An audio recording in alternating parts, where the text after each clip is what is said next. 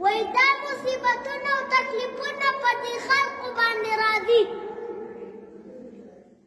خو دا خلک درې قسمه دي. یو قسم فاسقان و فاجران،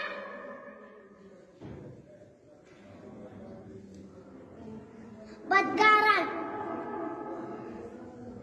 او دریم قسم د الله دوستان اولیاء الله دي. فاسقان و فاجران و بدکارو باندې چې دا مصیبت او مرګ راځي، دا د هغوی دپاره هلاکت او تباهي ده. ځکه دوی ته شیطان النفس دا وایي زه نن به خدای راجي کړم، سبا به یې راجي کړم، کال پس الله دې نه یو ناراض یو مرګ راشي، دې تباه او برباد شي.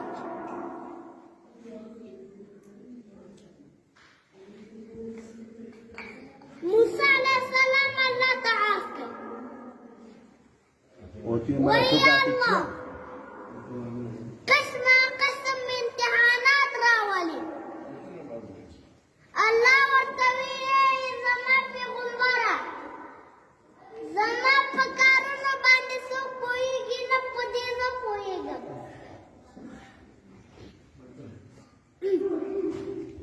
موسی علیه السلام ته عرض کړ، یا الله ستا په دې کارونو باندې ولې خلک نه پوهېږي؟ یو ورځ به یې درته وښیم.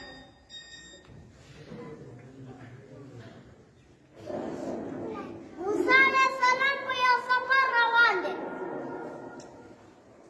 یو ځای کې دمه کوي، شنه باغچه ده، سیمان پکې راوړي، دا ورسره خوا کې چینه ده، اوږد بدن موسی علیه السلام کړی، چرندان مې وکړه، اوبه یې وڅښلې، سخته ګرمي ده. راغی د یو ونې لاندې څادر پورته کړه، د الله په ذکر کې مشغول. لږ وروستو یو نوجوان راغی، آس باندې سور دی، توره ورسره ده، انتهایی په تیزۍ روان دی. چې ناڅاپه یې په چینه باندې نظر شه، د آس نه راښکته شه، زر یې اوبه وڅښلې، چې په جلسې سره آس ته خطا، نو د جملې پیسې وغورځېدې. پیسو ته یې خیال نه شو په تیزۍ لاندې. موسی علیه السلام ګوري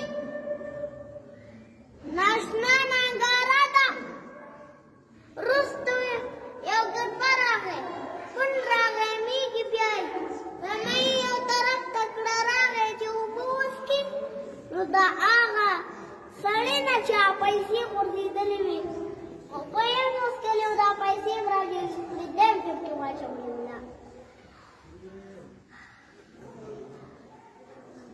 حرم معاذ بن جبل رضي الله تعالى عنه، وإذ